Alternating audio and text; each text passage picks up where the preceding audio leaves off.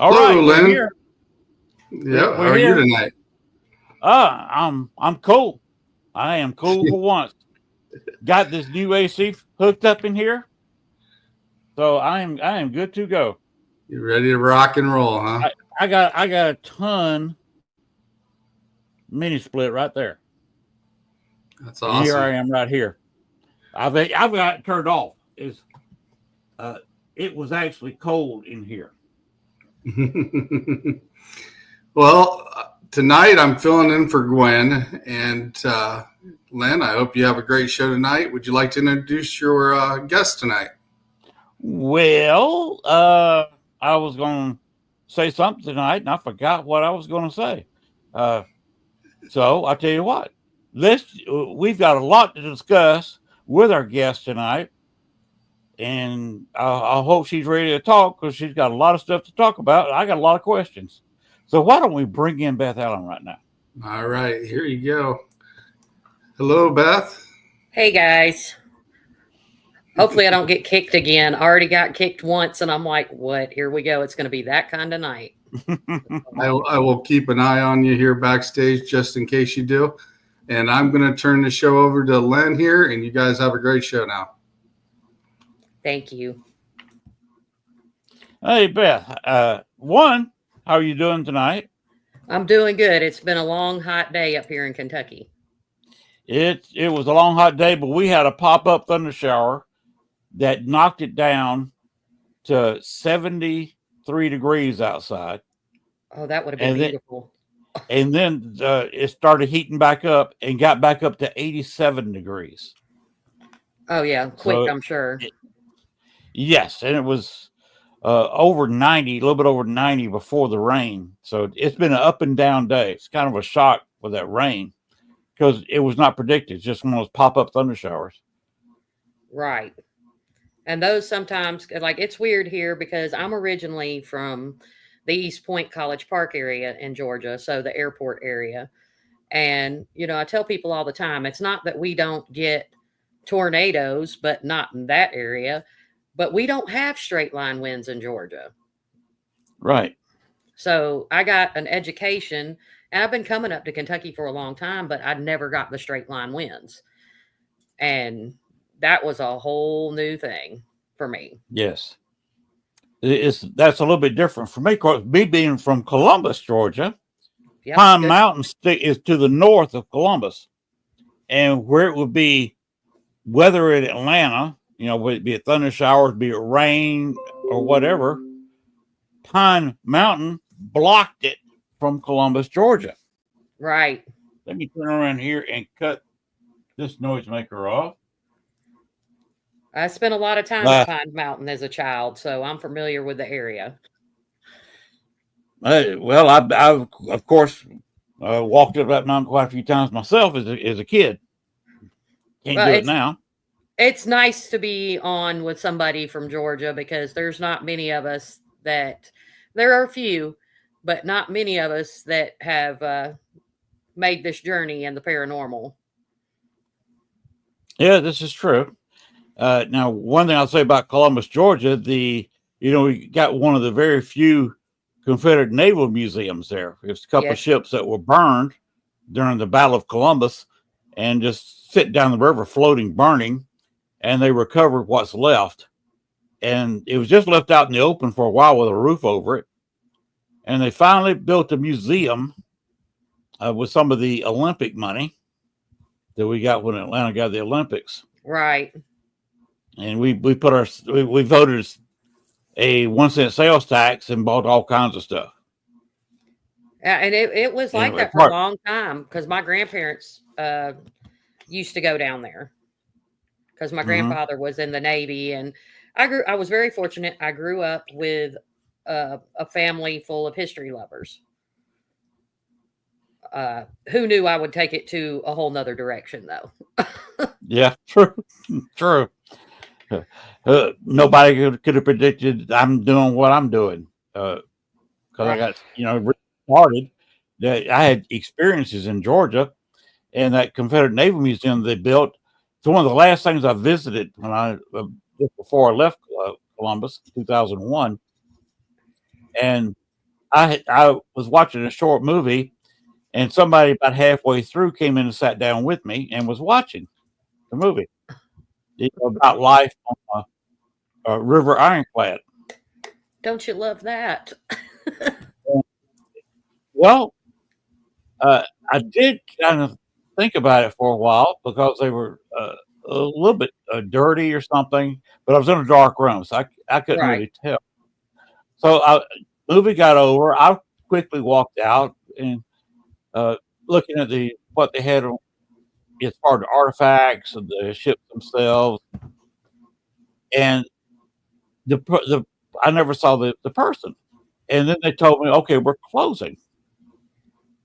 And I said, well, you got, I'm okay here. Well, they gave me a warning, gave me a 10-minute warning, I think, then a 5-minute warning. Right. What about the other guy that's here? That he was in the movie from, but I don't see him now. He said, nobody's walked in our door since you got here. Wow.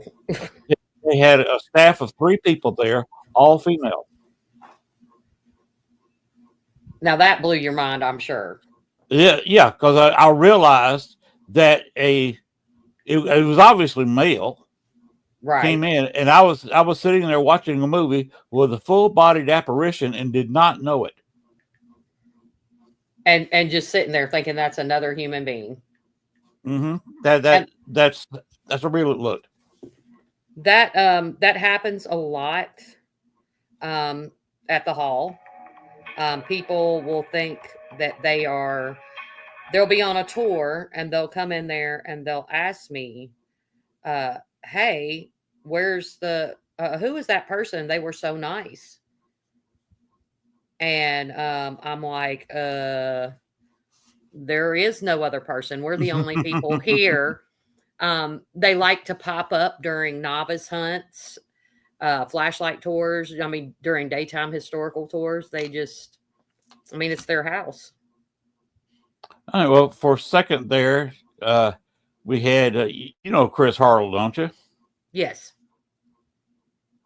He's saying hello to both of us. Hello. He's got a very minor event next month. Yes. The Paranormal Rockdown. Yep. I think it'll go very well. Yeah, I have as on a special Friday show tomorrow night. I have Mason Meyer. He owns the event center where the rock is going to happen during the Paranormal Rockdown. Oh, okay. He's a songwriter, band leader, and he owns the venue there where the music is going to be played. That's going to be a good event. I've seen a lot of promotion for it. I believe it's going to be a really good event. Yes, I think that's going to be a big time event, and I've got the owner of the place as a special guest on a special show at a special time tomorrow night, 7:00. But tonight it's all about you. And there's Gwen, our regular producer. Hey, Gwen. She's on special assignment. She's out and about. I'm not even sure where she is now. Maybe she can tell us where she is. She's like, I'm somewhere and no one needs to know where I'm at. I think she's got a lot of mileage the last week under her. It has been a lot going on recently for everybody. The world is just so busy. Yes, a lot going on. I did a Echo. You've heard of EchoVox, hadn't you? Yes. I did an EchoVox session Saturday night, and it was just after the bombers hit Iran. Oh, wow. I got Trump's name 3 times. I got Senate twice, at least twice.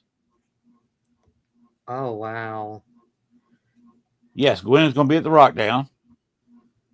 And that was real interesting considering I did not know that at the time. What's going on? That we'd bombed Iran. Right. and that was kind of amazing to me. I'd never heard Trump's name before. I've gotten Trump in the Echo Box. a couple of times through. I can't remember what we were using. It's something new that's not out, that's being developed, and it's going to be amazing when they put it out. It's a system that uses the color of sounds, the different colors. Really? Way above my pay grade. And it was an amazing session. And I was like, okay, Trump, like, I think they were trying to take a jab at me because I said that I'm going to have hats and shirts that say "Make Paranormal Great Again." Well, what I'd like to talk to you tonight is, one, let's get this out of the way. Where is the best place for people to reach you and to try to keep up with all you do? Well, I have to get busy again because I've kind of been away from social media for a little while. I don't play well on social media because I feel like people use it more for a weapon than they do a tool. But I do have my Facebook page, which is the Beth Allen page. I have the Soul on Blaze page, which is now fixing to partner with my other venture, which is called the Lantern and Lore Society. And those are flashlight tours and things that I do. And then, of course, the Octagon Hall page on Facebook has a lot of information, and the Octagon Hall website. Chris had a comment here that I guess they put up. There it is. Did you see the color orange? It's the word Trump. I wasn't anywhere near anything orange, but I was on Echo Box. That doesn't involve color at all. I have very little orange in this room. Right. Except maybe the eyes of the skull up here on the tapestry. I mean, there's no telling at this point. But, Spirit tries to tell us things when they can. Yeah. I apologize. I did try to share out the show on Facebook, but I can't find it to share it out because I'm not very good with technology sometimes. I was trying to see. Do you see the button that says stream this to your audience? Oh, I'm not logged in. Oh, let me try. Let me see if it works. Upper right-hand corner. Oh, it says I got to sign in or log in. It's been a while. I have to sign up for StreamYard again. Once I stopped podcasting for a while, I haven't been back on. So somebody will find it, and if not, they'll rewatch it. I'm telling you. Yep. About your Octagon Hall. First, let's get the basics done. Where is it? What hours are you open? I believe it's got its own website. It OctagonHall.com. It's OctagonHallMuseum.com. Okay. You offer tours, historical tours, during the day? Do you offer paranormal tours at night? We have our historical day tours during the day. We're there from Wednesday to Saturday from 10 a.m. to 3 p.m. And then I do flashlight tours throughout the month. I just started doing those. And we do have novice hunts. I have 2 novice hunts coming up, one in July and one in August. And then we won't do any more until October. October is our biggest fundraiser of the year because we are a nonprofit. We receive no funds. Everything is done through fundraising. Every Friday and Saturday night, we have a novice hunt with reputable paranormal teams that come in and run those for the hall. Oh, do you want to name the team or? Right now, we've got Mark. It's Chattanooga Paranormal Research Investigations. Is doing the first week. Then there's I can't ever remember his team, but it's I think it's Paul Saul, and his team is out of Indiana. Then I have Next Gen Paranormal doing one of the weekends. Night Stalkers Paranormal, which is our home team, will be there. And then Proof After will be there for the final weekend. Okay. Do you allow people to bring their own equipment in, or do you turn them loose, or it's all just guided? It's guided. We do a free roam towards the end of the night because a lot of those are novice hunters. We do have a lot of repeat seasoned investigators that come to the novice hunt because the hall is the hall, and any opportunity that some people can get to be there, they do. Okay. And we do offer private investigations for seasoned paranormal teams.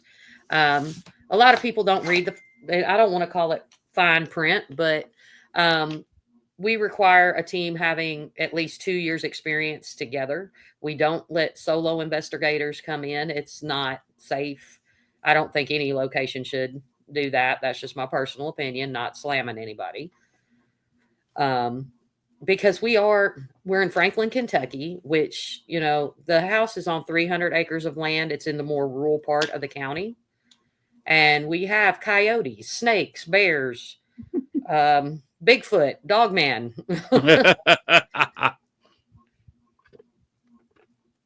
You ever have anybody go up there go squatching? We've had a few people. So Dave Spinks, I know you might know who Dave is. Dave he's a Bigfoot guy. Dave has the bases covered, and he's a very big supporter of Octagon Hall, and he was a good friend of Bears. They've had several. He's got pictures. I don't have those with me. I'm sorry, but they've all had Bigfoot experiences out there. I had Ed Brown stop by to visit me, and I've had a Bigfoot experience there that kind of. First off, I'll tell you this. I'm not a small woman, but there was 5 women out there, and they all tried to fit through the back door with me in the middle of them, and it didn't go well. I was a lot thinner afterwards. And I'm like, okay, I get it. That was my first Bigfoot experience there. I've had multiple experiences back home in Georgia, but the hall, we like to say the hall has it all. Little background on Octagon Hall. It sits on the 37th parallel and also the Giza line. The builder was a 33rd degree Mason. So it's strategically located. Is there any past history of the grounds? Yes, it's ancient Paleo-Indian ground. Paleo-Indian. Okay. Yep. And funny fact about Kentucky, trust me, everyone should know Kentucky is very weird, and it always has been. The Indians didn't really like to live here, but they loved to hunt in Kentucky because it was plentiful in buffalo and elk. And Kentucky is actually derived from an Indian word, which is Kentuck, and it means something like dark, bloody waters or dark waters. Oh, Chris. Oh, you should. It's a very good hunt. A lot of investigators have cut their teeth at Octagon Hall over the years. I'm not, saying it because I love it, but I love it. And I haven't always been here. I didn't move up here until March of 23. But I had been coming up here because I was a volunteer at Waverly Hills. I was driving to Louisville 3 times a month to volunteer there. I've been on staff at Old South Pittsburgh.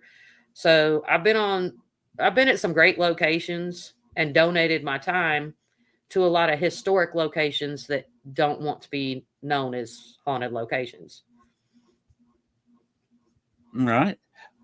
Where exactly is this located in Kentucky?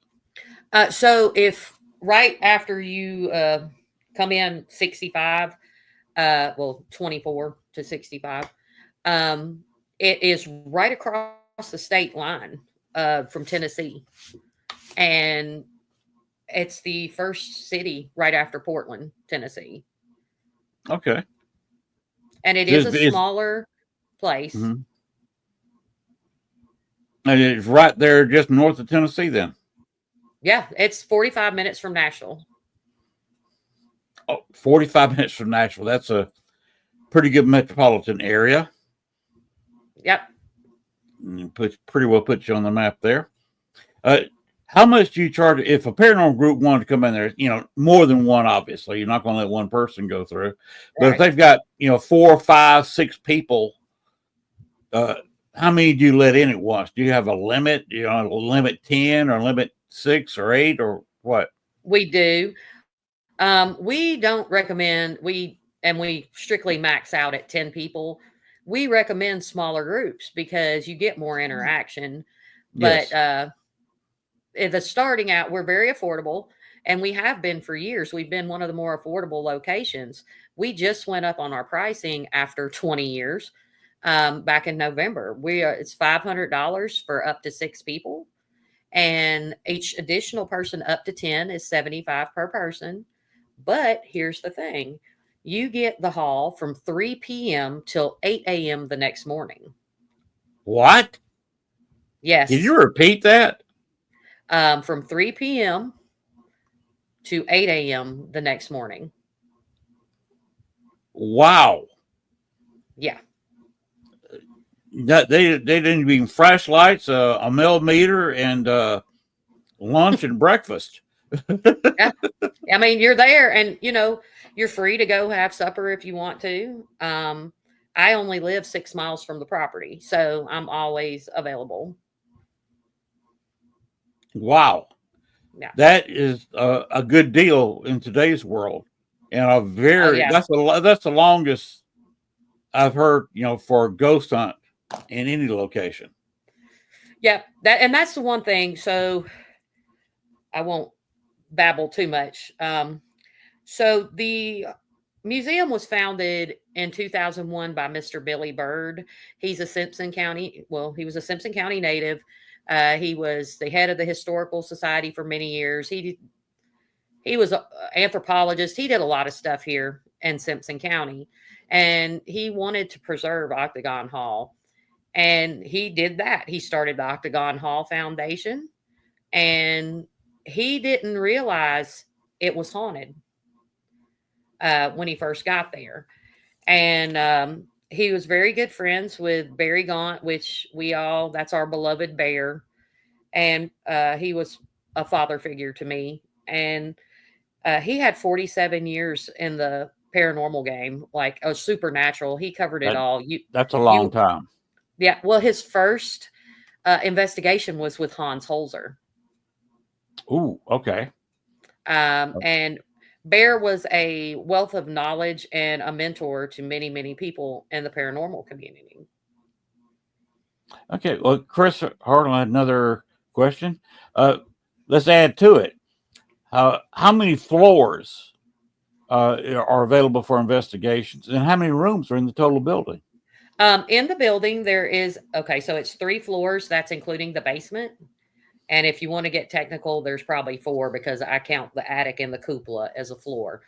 So each floor has 4 rooms. And there's only one room that is not accessible. It's in the basement, and that's our tool room. So other than that, it's the whole house. Then there is a summer kitchen outside, as well as a family cemetery and a slave cemetery. Okay. The house was built in 1847, I believe, from your website. Yes. I'm actually continuing the book. My dad and I were writing the book for Octagon Hall, and I'm very much about the facts. By the time I'm done writing the book, no one will have to do research because it will have every document you need in the book. So there is a lot of discrepancies in different areas. Now, we say 1847. For some reason, the city says 1860. There's no way the house could have been built in 1860. There were graves on the property from way before the Civil War, even. And an architect from Nashville came in the 20s. He stated he felt like the house was started being built in 1843, 1844. Well, he could be right, and it just finished in 47. That would make sense, actually. And that's what I always thought it was a little bit earlier. And then there's more, the more research you do, and like I said, I'm like a hound dog. I need everything. I found some documentation. So they used to think the house was built around the Caldwells. In fact, it wasn't. They actually had a house across the street that they lived in until it was built. Mm-hmm. What happened there during the Civil War, or just get bypassed? No, the Civil War did affect the house. So there were no battles fought on the property. And there are some people that like, oh, there was battle. There were no battles fought on the property. There were scrimmages on the outskirts of Simpson County. But the hall was affected during the Battle of Bowling Green. A lot of people don't realize that Kentucky was literally brother against brother in some scenarios during the Civil War. But the capital of the Confederacy in Kentucky was Bowling Green. And we're about 15 to 18 miles from Bowling Green. Okay. Yeah, it was a border state that was, if you look at colored map, is usually not counted as part of the Confederacy or the Union. They put a different color on there, along with Missouri, because those two states were just, split down the middle. There was no way you could count them on either side. Right. And it was, so there was a officer by the name of John W. Caldwell, and he just happened to be the first owner and builder, great, I can't talk today, Andrew Jackson Caldwell's nephew. He was part of the Orphan Brigade, or Morgan's Raiders, Morgan's Men, and he brought 9,000 Confederate soldiers to Octagon Hall. 9,000? Mm-hmm. At that point, the land was about 1,500 acres. So they just camped outside, put the officers inside the building then? Yeah, they turned it into a hospital. They did amputations in the basement, and they treated some of the more severe patients upstairs. Oh, wow. Yeah. So then, the Confederates decided they needed to go south. They thought the Union would be tied up in Bowling Green, and they made a fatal mistake. They left their wounded there. Within a day and a half, the Union shows up with 4,000 to 5,000 soldiers. Wow. Yeah, and you can't hide where 9,000 men were just at. And there was snow on the ground that year. Oh, wow. All kinds of footprints laying around for people to see.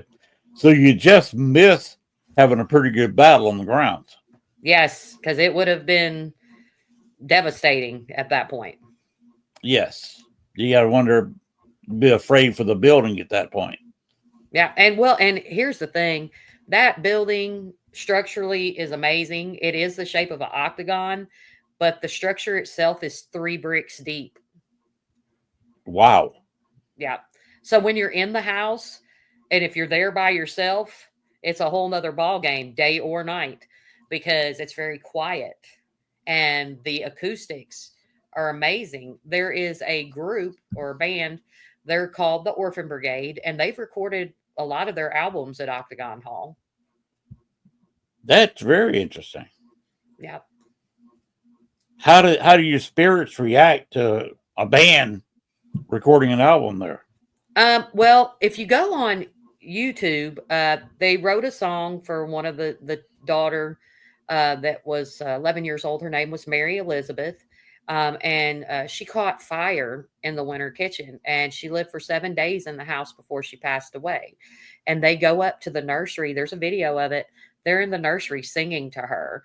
And people that were there during that talked about the interaction with the spirit of Mary Elizabeth.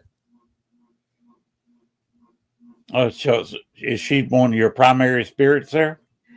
Mary Elizabeth kind of comes and goes. She's not there as much as she used to be. One of our primary spirits is the second wife, Miss Harriet Caldwell.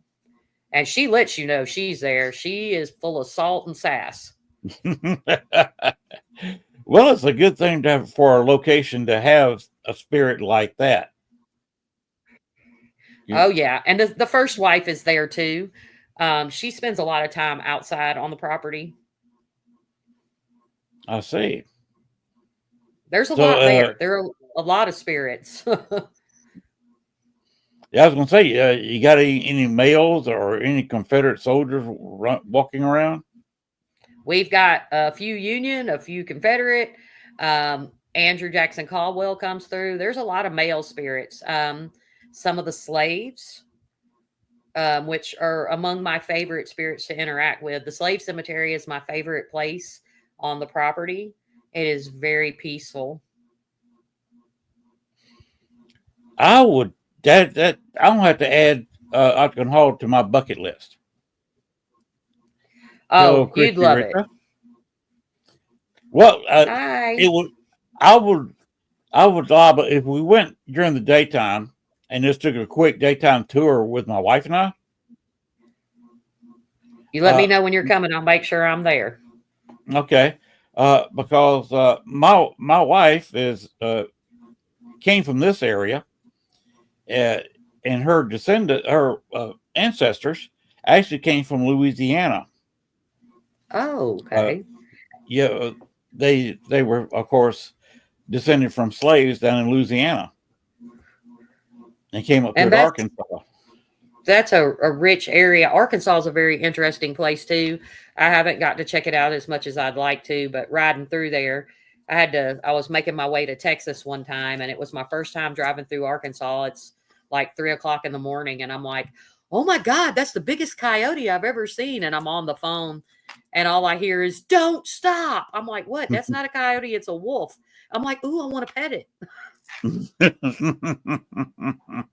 Wolves are pretty. They're beautiful animals. Yeah, I love animals anyway. We have groundhogs at the hall that I won't let wow. anybody kill. They're my babies and they're destructive, but Yeah, the wife and I would probably stir up something just by walking in the door. And that would be a beautiful thing to encounter. There is a slave by the name of Moses. He actually died before the Civil War. And he was the property manager. And he is, oh man, he's a very large man already. But I always feel like, he's a protector of the property. Does he, if somebody does something wrong, does he sitting there with them, or is he welcoming? Shows up. He's very welcoming unless you do something stupid, and then they're protecting the property. We're very fortunate because Billy Bird's grandson is the executive director of the foundation. His name is Isaac Jones, and Isaac basically grew up on the property because he was always with his papaw. And Isaac saw a lot of things as a young child. And I very much believe that Isaac interacted with Moses when he was a child. Okay. By the way, for anybody who wants to keep track of what we're talking about and look it up, just look up Octagon Hall museum.com, and you can get all the ins and outs and the prices and what they offer there. And you offer quite a bit. That's an amazing price for a team. I'd love to go in there with a team of 4 or 5 picked people. Oh yeah, and that's why with our novice hunts, we limit to 12 people because it's very overwhelming. And we have to keep a floor in between investigations. Right. And so a lot of times we keep a group in the house in one area and then take some people outside if weather is permitting. And most people, we want people to have a personal experience. That's what we're all about. And that's really cool that you allow that. That's, like I said, that's amazing, the amount of time you give people there. Oh yeah, and that's how it's always been. Billy Bird and Bear, that's what they did. They allowed that because they wanted people to enjoy the hall. And first and foremost, it is a historic location, but it's a paranormal research center as well. And it's important. I think to myself all the time, like I like to call myself a supernatural researcher. I left paranormal investigator alone a long time ago. Or my dad used to say we were supernaturalist. I was like, okay, that's kind of cool. I was like, we're not drinking Kool-Aid though. None of us, there are no experts in this field. No. None. And none of us truly can explain things. No. We have our theories. I myself, I don't like the term, I don't like labels. I They call me a psychic medium, and I look at myself in the mirror and go, I'm clearly a 2XL. I haven't been a medium since I was like 10. But I do communicate with spirit, and that's what Soul on Blaze is. I do have an office at the hall, so I am not only the director of operations, I am the house psychic, and I do Reiki healings and spiritual counseling. I love my office. I love being there as much as I can to help others. And it has given me a chance to grow more. But even doing what I do, I don't have the answers. I'm not an expert. None of us ever will be. I always thought that if you want to get into the paranormal, do your own research, do your time, and you can form your own opinions about how things work. Yes. There's no, I know this sounds, I'm a pretty, they joke about me saying I'm too hot for TV because I am very truthful. I'm very, I speak the truth, and people don't like the truth. No. We have to do better. Especially some of us as women, we are often overlooked. Everybody considers us just to be psychics or, whatever. But there are some amazing female investigators out there. Two of I put them on a pedestal because I love them dearly, are Miranda Young and Chris Sumner from Scott County Jail and Rugby.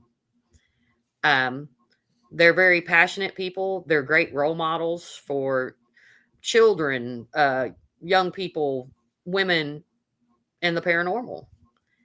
And a lot of us get lost in the sauce because we don't carry ourselves like we should.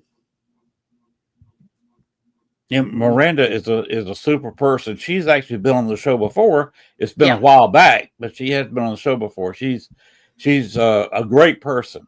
She And is amazing. And she has a very good location. Yes, she does. I love the jail. I hate that Bear didn't get to go before he passed, because that was a location he always wanted to go to. And he loved Chris and Miranda. And Miranda, so the first time she came to Octagon Hall, she drew this picture of this man. And when she showed it to everybody, they're laughing.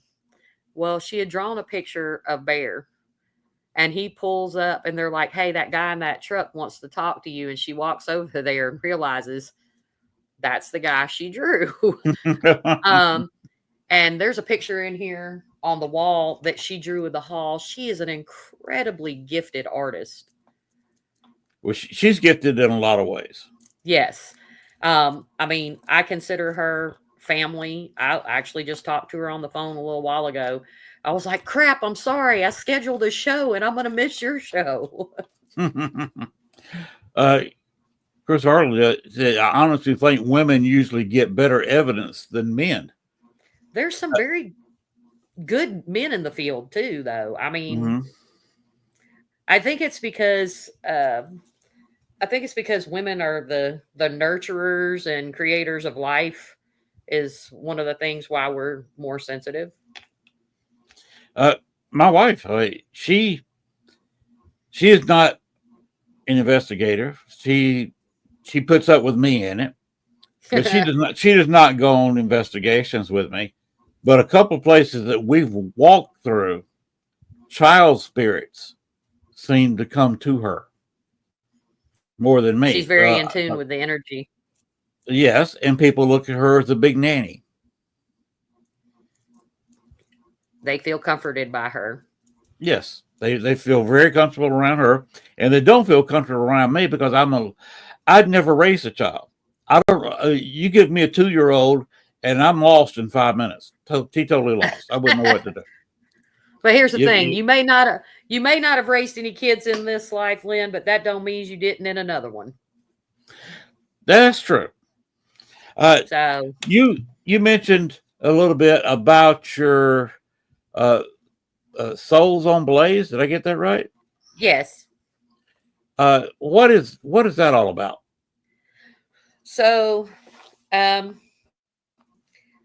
the soul, I tell people all the time, I don't speak to people, I speak to people's souls. I look far deeper than the meat suit, is what I like to Right. call it.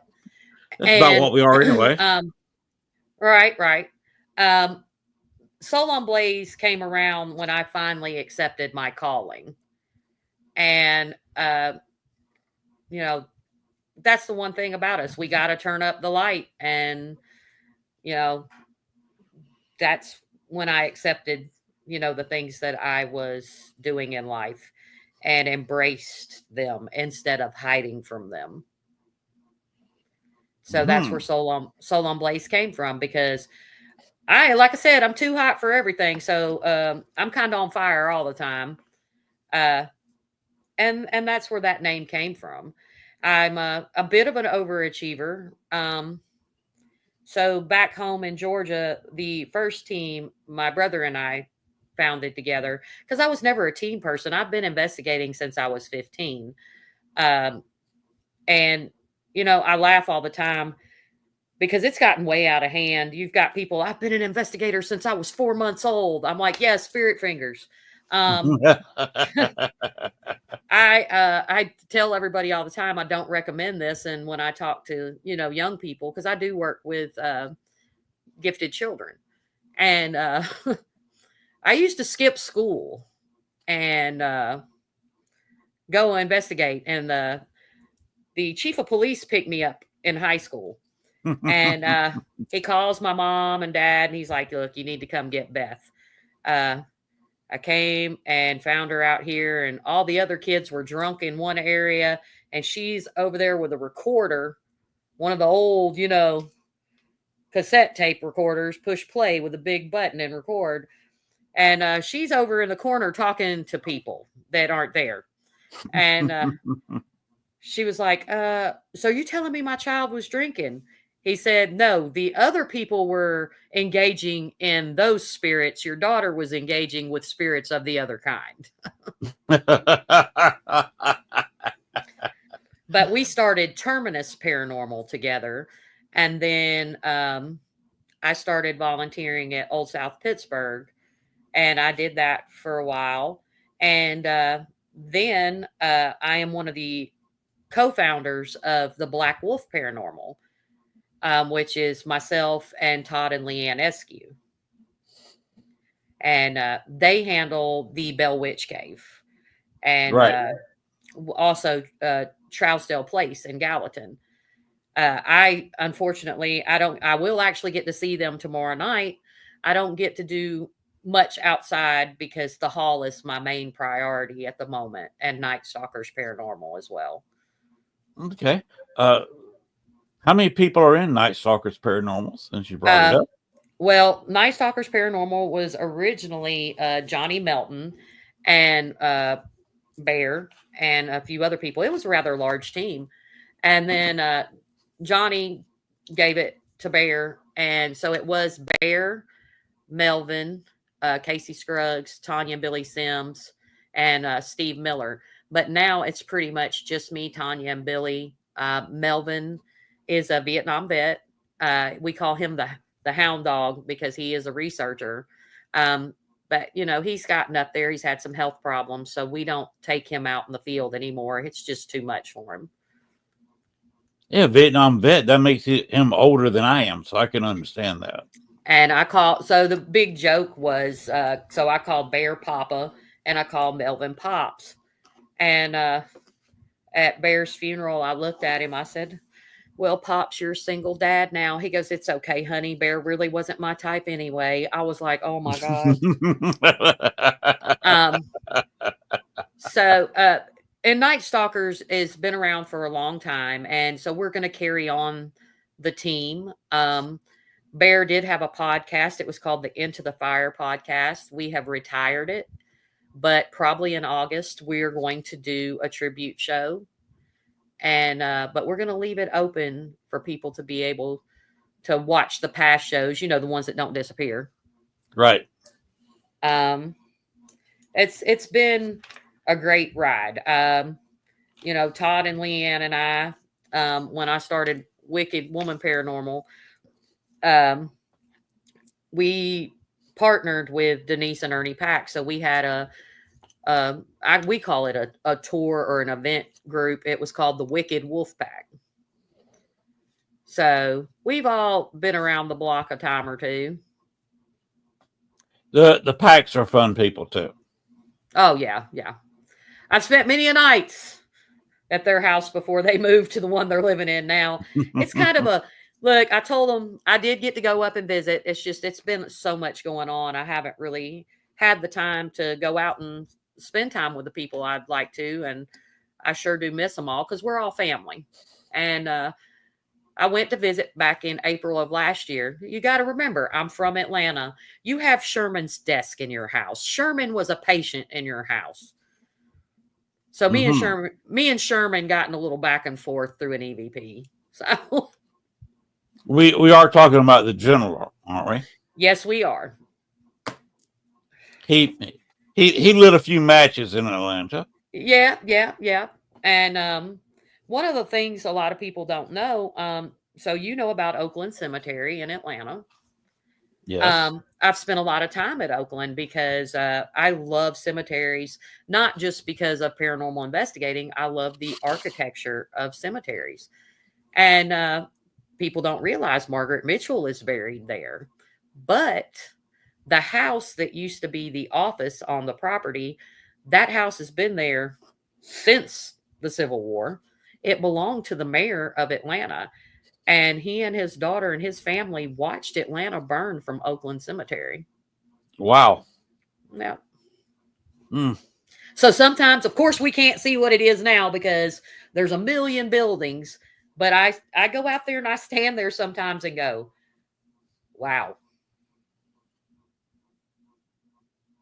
Well, the history that you're looking at. Yeah, of course, I've been all over Atlanta, all over the battlefields there, going up Chickamauga. And I did that as a child. I was up there. I think that's what they did with all of us when we were little. Hey, let's go to the battlefield. Yeah. Andersonville. I mean, people don't understand. They ask me all the time, hey, you're not from here, are you? I'm like, no, I'm from Atlanta. They're like, what? I'm from the prison colony. They're like, what does that mean? I was like, Georgia was actually a prison colony. Yes. Oglethorpe drug people out of prisons and brought them over here. Andersonville is a prime example. Mm-hmm. And I'm one of the few people who have been to Andersonville and then did an investigation of Camp Douglas. Oh, yeah, not many people have done that at all. I did an all-night investigation, opened it up to the public, and the gentleman who wrote and I will put the capital letters and quotation marks, right, owned Camp Douglas. George Levy wrote To Die in Chicago. Oh, wow. And he broke the book down by the commandants. What happened on the first commandant, then he wrote about that, and then the second commandant, this went on. Right. And instead of years, he broke it down by commandant. Yeah. And we got some weird things there. Weird lights in the ground. There was a woman there who ran the Sutter store. Now they ran her out in '63, and she came back for a little while. And the new commandant said, you're not coming here anymore. And they ended the Sutter store in '64. But I actually got the voice of the woman that run the Sutter store there. That's cool. Yes. And Dale Kaczmarek, I don't know if you've heard of him or not. he got the one of the Union Guards voices and named the unit he was with. And it was one of the units that George Levy mentioned in his book because we had him on site doing a slideshow on his book. Yeah, you can't dispute that, especially if you can back it up. Yes, and it was already backed up because everybody saw the slideshow earlier. Of course, Chris is saying, what paranormal experience is the one you remember most? Oh, good God. I've had some doozies. When it comes to the hall, though, so Next Gen Paranormal, they were with me, and there was a couple of the members. It was before a novice hunt, and we were going through the basement and unscrewing the motion sensor lights. And we're standing in the basement, and we're having a discussion, and we're like kind of standing in a circle talking to each other. And I feel something jab me in the eye, and my hand goes up, and I'm like, ow. And my eye, like I'm crying, like I've got tears coming down, and my eye is instantly red. And I was like, what happened? I was like, oh my God, it felt like somebody stabbed me in the eye. So they found out that night that, in fact, a soldier claimed that he's the one who did it. It happened to me a second time up on the main floor. And right after it happened, we immediately broke out spirit boxes, ovuluses, everything. And it was a soldier named Brett. And he actually came through on a team that was there one night. He said, I stabbed Beth. Wow. They didn't know anything about it. They were like, hey, wow. Interesting. Have you ever been stabbed? We know you're from Atlanta. I'm like, that's funny as hell. Just because I'm from Atlanta, I've been stabbed. I was like, no, I have been stabbed in the eye here. They're like, oh man, listen to this. And sure enough, it was his voice that we had heard before. I stabbed Beth. Wow. Yeah. I've actually seen Mary Elizabeth too. Bear and I saw Mary Elizabeth. We were working in the basement. We were closed one day, and we heard a little girl laugh, and we thought we heard the back door open. So we thought someone had come on the property. No one was there. So then we hear her again, and we look, and we see a little girl just running off into the winter kitchen. And we go in there, and of course I let him walk in first, and I peep around him, and there she is, full body apparition, long black hair, wearing a nightgown, and she screams, burst into flames, and then it just happened so quick, just ashes. And we talked about it on one of the TV shows. Yeah, that kind of I still don't even know how to process that one. That would have had to have been awesome. It messed me up for a minute. And those were, I had a lot of experiences as a child that I couldn't explain, and now I can. Yeah, I saw spirits. They were Native American spirits moving around my parents' house when I was just a kid, and they lived just a couple of normal city blocks, not downtown Atlanta blocks. Okay. Just normal where you may have 4 houses in a row per block. Right. From a creek. Oh, and of course,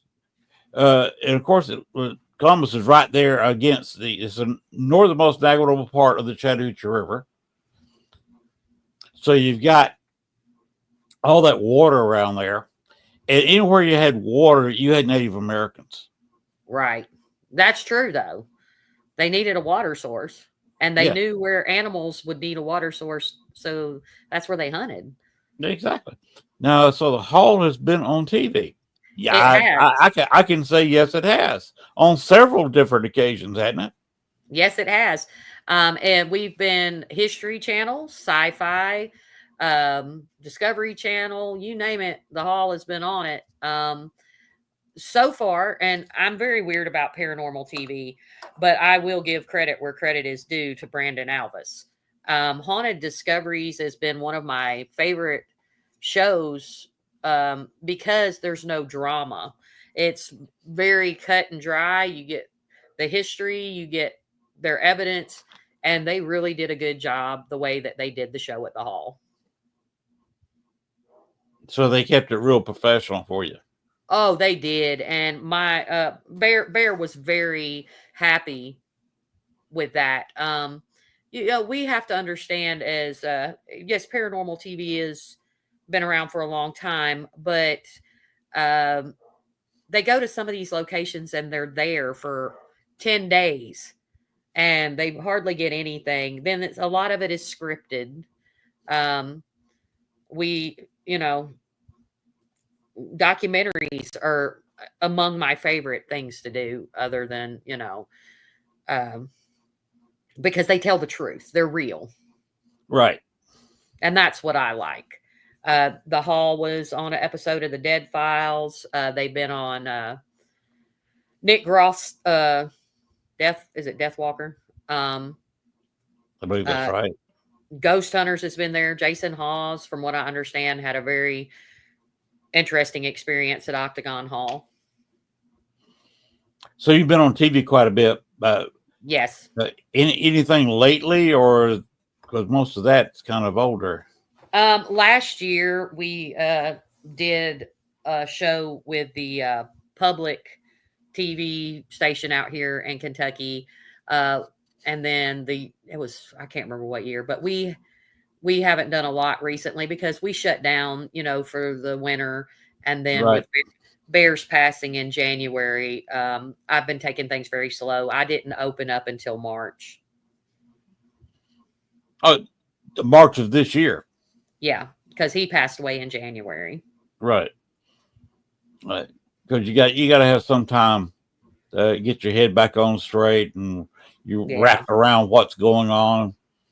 You get your mind on something else finally. Yeah, and it was hard. I understand. It was hard walking back through those doors without him. I can imagine. He, a lot of people, they're like, "Oh, so that's your real dad?" No, he was not my biological father, but you couldn't have told him that I wasn't his child. Mama Bear all the time. She was like, "Yep, you're him made over," and I learned so much. A lot of us learned so much from him. He was a father figure to some of us. He was a brother, a mentor, a friend, and he loved the paranormal. You were very fortunate and very blessed. Yes. To have met him and come up under him. Yes. And he prepared me and he taught me a lot. But the one thing, I've gotten several comments from people. Well, those are big shoes to fill. He never expected me to fill his shoes. He wanted me to step into exactly who I am and do what I'm capable of and what I love. There you go. I was that way about Richard Crowe. He was top guy in Chicago. Yeah. For many years. He used to sit there back in the 60s and 70s. He was the one that kind of put Baxter's Grove Cemetery on the map. Couldn't go in there at night, but there was a bridge nearby. He would sit there on the bridge and take photos of the interior of the cemetery. People don't understand certain methods.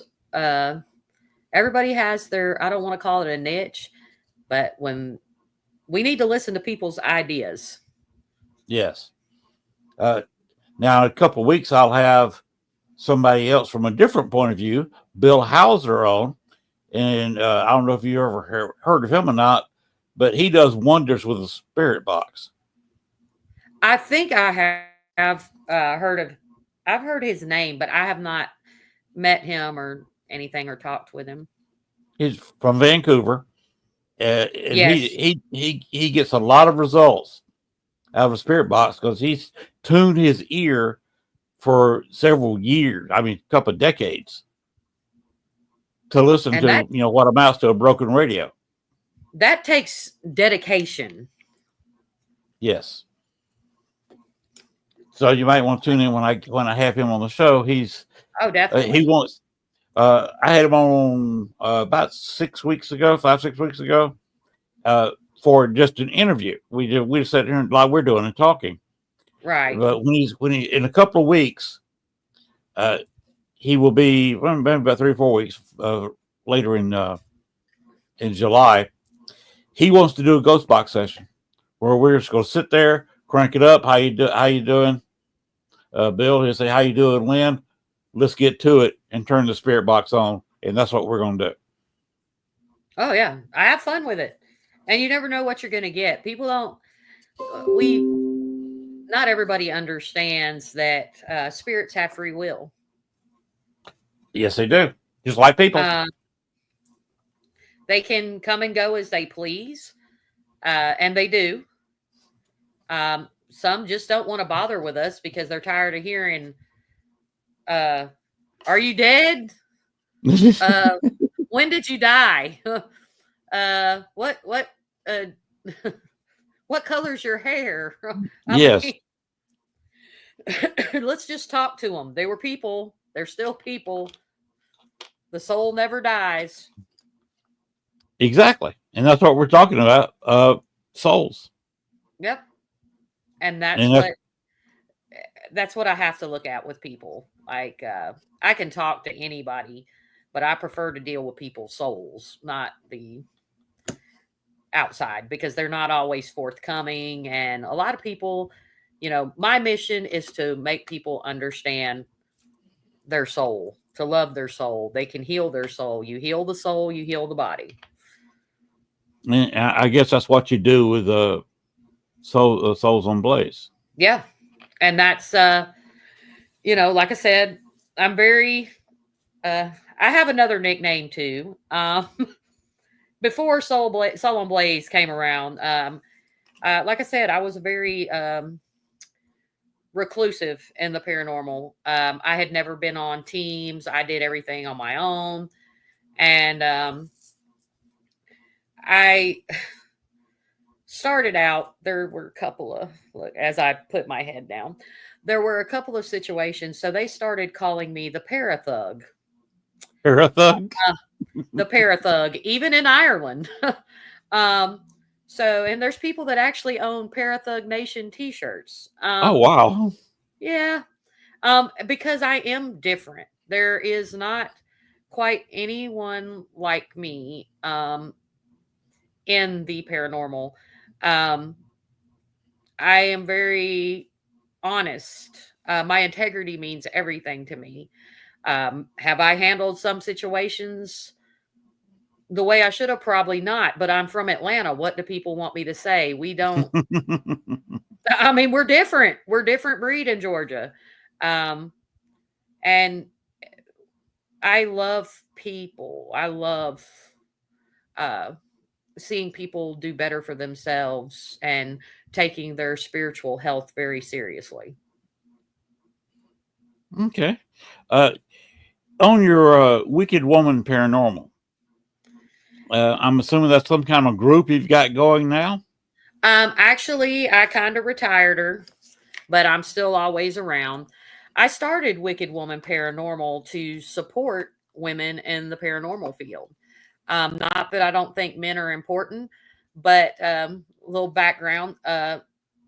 Miranda Young has a huge part in my journey, especially with podcasting. Because I didn't want to do it. I didn't think I was made for it. And she had a talk with me, and she inspired me to do that. And that we should all support each other. And I wanted those women to be recognized for their commitment to historic preservation, their dedication to themselves as professionals. And there's a lot of women out there that have been overlooked, and I think they should be celebrated. Oh, Miranda Young is an awesome person. And Chris Sumner, honey, I could listen to her talk for days. I'm very fortunate to have them in my life. Miranda, actually, if anybody needs somebody to do a website for them, she did the website for the hall. She does have a business and she creates websites, and she's very good at what she does. She's also pretty good on a motorcycle. Oh yes, sir. That she's my hero. She's my hero. And that's what it's all about for me. I have never been one to really promote myself, but I do have a lot of support from a lot of wonderful people. But I love to support others, and Dave Spinks. Dave Spinks has been around for a while, and he is a location owner. He has a new location in West Virginia that I got to go check out last month. And it's a nice little spot. I wouldn't recommend large groups because it is a smaller house, but pretty active. We got some great evidence while we were there. He was the owner of Willow's Weep up in Cayuga, Indiana, and that was a whole nother game. But he's a very responsible location owner. And what's his website? No. I don't. Well, is it Dave Spinks? I'll have to send that to you because I don't have it right off, or do I? He's got the Dave Spinks World of Weird, because he had a store. He had a store. Dave's got a lot of stuff coming out, and not just because I love him and he's my brother, but he's done something that I find very unique, and I love it. What's that? He wrote some books of poetry. He's an author. He has lots of books, but he wrote poetry, and he turned the poetry into songs, and he has CDs out now, and they're all about his life and the paranormal, different aspects of the paranormal. And he wrote a song about Octagon Hall and Bear, and it's on his first CD, and he's got some stuff coming out. I'm very fortunate I got to hear it. And it's something for everybody, all different kinds of genres. We have his CDs in our cars. We don't take them out. I probably know the whole damn thing by heart at this point. So yeah, he it's Real Supernatural or something, but he does have a website. He's doing a lot of speaking this year. I will be part of the Flatwood Monsters Convention in September out in West Virginia that he's doing. I got a whole tour while I was up there. He took us to the Flatwoods Monster Museum. So yeah, West Virginia is kind of kicking too. Kentucky is not missing a beat, but West Virginia is very interesting. You got any Paracons you're going to be attending? That's the one in September for right now. Because like I said, I'm just getting everything put back together. And it's hard for me in late September and all through October because that's our busiest, fundraising season. But I do, and I guess I wasn't going to do it. I was going to put it out, and I still am in August. I'm doing a very large event at Octagon Hall next Memorial Day weekend. Okay. It's called BearCon, and it is a tribute to Bear. Okay. Are you just try to run a Paracon out of the building? We're on 300 acres of land. So we're going to have speakers. We're going to have vendors, food trucks, and it'll be a couple of day event. And I should have everything set up for it to get the information out in August. So that's next Memorial Day, of course, next year. Yes, next year. So be sure when you get your plans down, send my producer or me just a video or something, just talking about what you're doing, or maybe a few photos of the place, and say exactly, give us exact date and Who's going to I be will. there? I will. Right. I can't. Little sneak peek.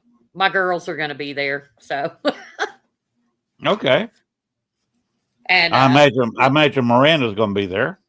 she will. And Chris, Dave Spinks will be there. Serenity Jenny will be there. And Angel Lee is coming as well. Impressive. That's going Yeah. to be interesting. Well, those are people that Bear touched their lives and they touched his. And I think it's fitting that it's those people that want to pay their respects, because I was going to do, me and Mama Bear were going to do a public memorial, but I decided it was Barry Gaunt. Let's do it in Bear fashion. So I want those people to be able to talk about how the hall has affected their life, how Bear affected their life, and what part of their journey the hall had to do with their supernatural. All right. Do you have internet available at the hall? We do. It's a pain in the ass, to be honest, because it is in the country. But yeah, I do have internet access for people, because I don't want someone to be stuck out there and their phones don't work. Right. Um, Chris Harley said, I'll keep lookout for the info to be a part of it. Thank you very much. And I'm about to start podcasting again. I was wanting to do radio, but I won't do like I did when I started out doing 5 shows a week with different people. That's exhausting. I get tired of doing 1 show a week. So I can't imagine trying to do 5. Well, Sean here, he does a lot of that. It was dedication. I'm too old for that crap now. But I'm thinking about doing a show live from the hall. That would be cool. And see, that's what I would like to do if I came in there with, if you maybe Sean here team up with me, maybe Letriana will come in. You and her getting together would be interesting. Oh, I would love that. You let me know when you want to do that, and we'll make it happen. And Gwen and Sean here, that's a great bunch of people there. Very talented, very smart people. And to get us all together in Octagon Hall would be absolutely amazing. Of course, I'd want to be doing the whole thing live. We might be able to do that because when I'm there, we do allow live. We have only a couple people that are allowed to go live, but hey, let's make it happen. I would enjoy that. Well, it'd all be one big commercial for Octagon Hall. We'd all have a good time. Well, I'll tell you that. Yeah, most definitely. You got any questions for our guest, Sean? One of the things I gotta say I respect a lot, because I do it myself, is when you said your integrity and your word and how you do things, and that's everything, and that's the way I do things as well. And I'd rather have a lot of legitimate evidence than something that's been faked or pulled or etc. So yeah, I respect that. And that's how we should all be. It's not a competition. And one thing I will say, you could have the holy grail of evidence. Someone is going to dispute it. Oh yeah. I'll be the first one to say I am not a scientific investigator.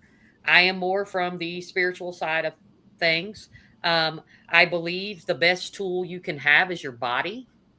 Yes. And a voice recorder. And it's a personal thing. It's not like I don't do live readings because I believe that's a personal thing. I will do like little card pulls if I'm on a show, but readings are very personal. Why would I tell somebody something they don't want the world to know? Exactly. So that's another thing. It comes with integrity, and I do not drink. I do not see clients that have been drinking. I do not believe in investigating while you're drinking. I believe it's very dangerous. Oh, I agree. I agree with that a whole lot. And the fact, like I said, even when I do lives at locations, what you see is what you get. So it's not been Right. contaminated. So you see exactly what I'm seeing. And if you got questions, you can always feel free to ask right when they're doing the lives right there too. So Right. I mean, but I would enjoy doing something like that. So let's definitely get together and talk about that some more in the future. sounds like it came planned to me. Electriana is from South Carolina, which is the other side of you from me. But Right. Arkansas is not that far from where you're talking about, barely in Kentucky from Tennessee. And Right. it'd be a short run for Gwen Latriana to get there, and not that much further for me. Hey, and I might stop and see you because I'll be going through Arkansas. I've got to go out to Texas here soon, and I like to make my stop in Thackerville, Oklahoma, because I'm a huge fan of the WinStar Casino.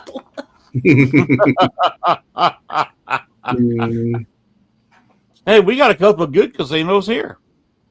And I haven't. Well, no, I did. I went to the one in West Memphis, but I haven't been to any of the others. You got the Saracen that's in Pine Bluff. I haven't been to that one. Len, stop telling me these things. And see, I have a great love for Texas. My other half, he's from Fort Worth, and I started investigating out there as well. And I will say one of my favorite locations in Texas was Old Park Hotel. Dan and Connie were amazing owners of that location, and I had the best times with them. That's cool. You gave them a shout out. Well, they sold it. Really? And yeah, I hated to hear that, but I understand the journey can, hey, look, I don't even own the hall. I just run it. And I'm just like, oh my God, what kind of life am I living? It's great, but I want all people to understand. I watched Bear run it for many, many years. He and Billy Bird, were best friends, like more like brothers. And now I know they're in heaven smoking cigars and cigarettes, drinking bourbon, watching me and Isaac going, look at those kids trying to keep it together. But it's, people think it's a glorious thing when you own or run a location. Hey, man, serious people put in a lot of work. We're volunteers at Octagon Hall. We are not funded. We do our own fundraising, and it's a labor of love. You have to love what you're doing. You have to love history to want to do that. And that's another thing, just like Chris and Miranda, and I give them credit where credit is due. They made me more aware and more involved in after dark tourism. So I want to help other people with historical locations that are trying to get the help they so desperately need. They're struggling, and teach them about after dark tourism and how it can benefit these historic locations. There's money to be made out there. Yeah. The old rectory in Cincinnati. Oh, don't they were God. They were trying to rebuild the place and fix it up back nice, but from a near ruined structure, and they built it by having paranormal groups come in there. Did and they got it finished? Sell it again? I knew it was for sale a couple of years ago.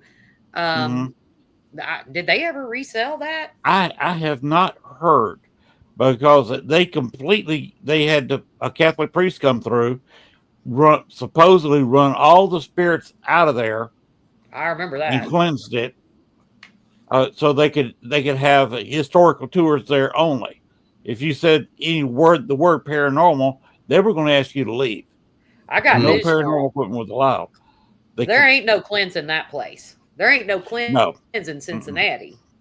No.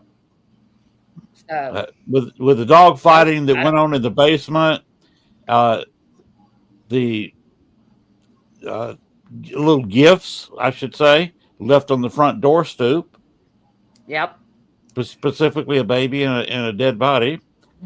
Right. Wow. Right. Uh, Some of these places I are like I'm not interested in going at all. Like everybody's got a bucket list. I mean, of course, my bucket list is Scotland, but here in the United States, it's Trans-Allegheny. It's a good place. that's a major location. It's I was one of the early people to do the rectory. that. Yep, we're gonna have a private talk about that. I knew a That's paranormal group that definitely went in gotta there, happen. and they got screwed up in the place. In fact, I knew two paranormal groups that got screwed up there. One of them left the rectory and then come up to a place that I was working, didn't own the place. I was giving tours of the place after night, like you're talking about, after dark, and it was haunted by a mob figure. It's in Chicago, Right. and they ran into the mob figure a week after doing the rectory, and that group soon after that completely dissolved. Well, I say this all the time, and Bear said it too. You know, it ain't for everybody. And my favorite thing to say about it is it's no fun when the rabbits got the gun. Yes, that's true. But like I said, I've been very blessed to be surrounded by great people that have made my journey very interesting. And, the Black Wolf came a long way. We never thought the Black Wolf would grow like it is. And Todd and Leanne are doing a wonderful job out at Bell Witch. Denise and Ernie, they have their house is a location up in West Point, Kentucky. We all did Waverly together. We ran deep and we've seen a lot. And Night Stalkers, man, Night Stalkers I'm very blessed to have Billy Sims and Tanya Sims as my family and my teammates. We're talking about a lot of great people and a lot of great locations right there. Yeah. And you got to love what you do. And I always, people get real irritated with me because I'm like, hey, you need to be careful. Oh, why are you so worried, Beth? Hey, man, look, this is not fun and games. No. Investigating is not something to be taken lightly. And I need people to always remember one very important thing. If they can't get to you, they'll get to your family and those you love. Yes, they will. Yep. So I had an attachment for several months, and she came back when I was doing an Echovox session a couple of weeks ago. I had to get rude to get rid of her again. Right. No, and people don't think that's real. I'm here to tell people. I've seen people walk into a location and they get through the door and they immediately hit the floor. If you're very sensitive to energy, you better know how to ground, you better know how to block, and you better know how to protect yourself. I agree. I definitely agree with that 100%. I mean, I've done Reiki and I've done shaman stuff as well, and grounding is a major player. Oh, yes. And what I do, I just throw up a brick wall mentally. Right. And if something comes at me, poop, throw at the brick wall, and Right. I kind of get left out because it blocks everything I'm trying to feel in a location. But if the situation calls for it, I bring it up. Yeah, and that's the ultimate meaning of talk to the hand. Exactly. Just stay back, but yeah, I definitely, like I said, I would like to talk to y'all. That would be an interesting thing to go down at the hall. So, Sean, we'll have to talk to Latrina and Gwen about this. Yeah, that would be great. Yeah, definitely so. Definitely And, so. Well, we can talk a little bit of it back. We definitely want to know when you're going to have your Paracon.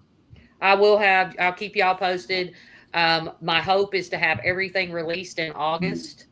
I take it very seriously. People try to throw events together in 3 months. I started doing this 2 months ago. So I want to make sure everything is perfect. Exactly. Now, what did you want to say, Sean?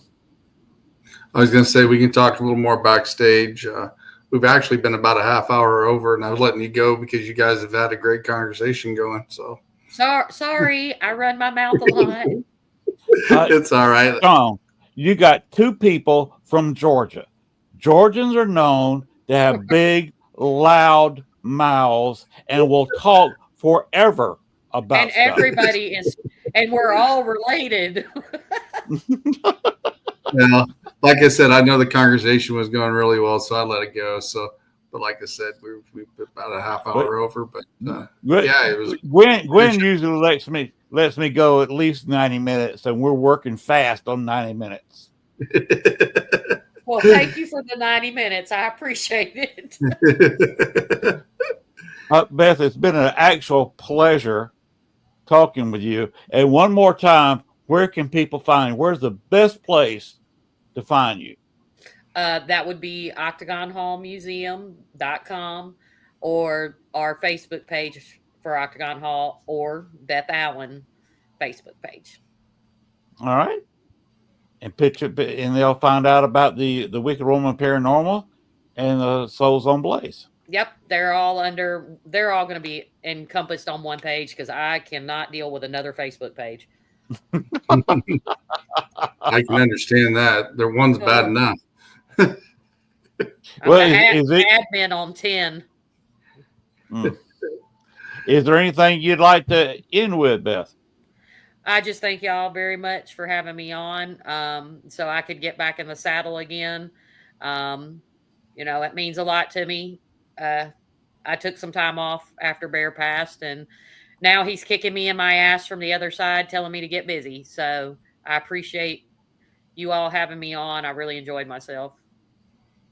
We appreciate having you. And anytime we'll have to do it again.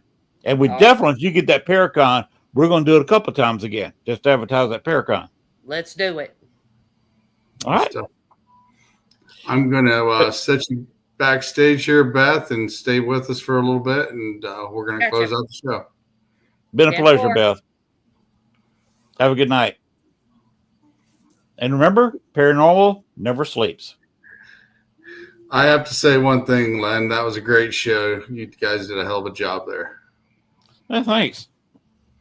So I do got a couple commercials I'm going to run here real quick. And one is the Paranormal Rockdown. Here we go. Oh, yeah. Rock it. Join us for the Paranormal Rockdown. We kick off the event Friday, July 18th from 4 p.m. to 11 p.m. at Main Street Music in Brooklyn, Wisconsin, where we feature bands Left on Red, Switchblade Saturdays, Etched in Embers, Fiction We Create, January, Again We Rise, and our headliner, Green Jelly. Saturday, July 19th, starting at 11 a.m. at Broadhead Manor in Broadhead, Wisconsin, we have our Paracon featuring Dave Schrader, Sam Beltrusis, Scotty Rourke, Dustin Perry via Zoom, Sarah Lamos, Nick Simons, Kenneth Drake, Stream Beacon TV, Dark Realm TV, and over 30 more great guests you won't want to miss. We have over 40 vendors, speakers, workshops, gallery readings, and so much more. A special thank you goes out to each of our sponsors. Get your tickets before they sell out at paranormalrockdown.com, and we hope to see you at the Paranormal Rockdown. And also, one more, the All Access TV Network. Let's do it.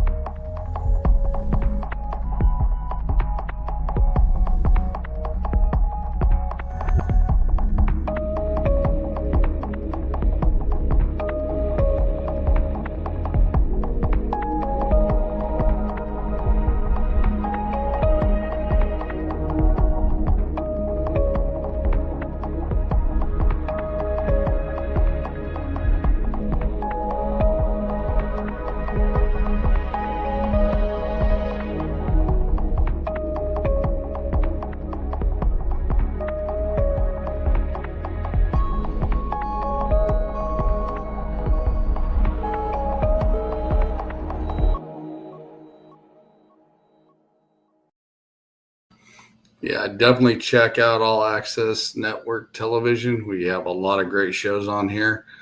And also, Len, you got any last words to say before we go off the air? I've just about done it. That was a fantastic interview with Beth Allen. Got a lot of good information. Found out about she's working on a Paracon for next year. So it'd be very good to get here some more information about that. Mm-hmm. And I think it would be a whole bunch of fun to get several of us from All Access Network TV there at the same time to do a ghost hunt. And you heard the hours for a ghost hunt. That sounds awesome. That definitely does sound awesome. Yeah, I'll be running around like Michael Goatman, archaeologist. Let me get something to eat. Give me a Slim Jim or a sandwich. Yeah, most definitely. I do know one thing. You do have one more thing to say. You got a show tomorrow night, don't you? Yes, just a little bitty rock down related show having Mason Meyer on.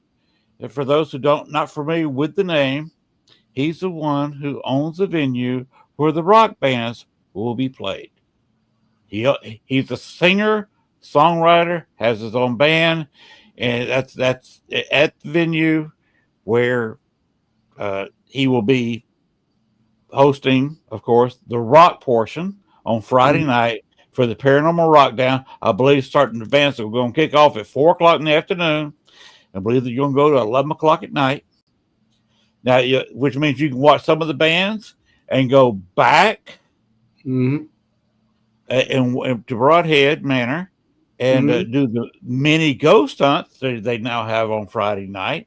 Yeah. Or you can, for that time, or you can go from one to the other, or you can just stay there and listen to rock and roll all night and just do the ghost hunts on Saturday night. Yeah, sounds great. I know that I have actually had a chance to investigate Broadhead Manor, and it is a great place to investigate. So.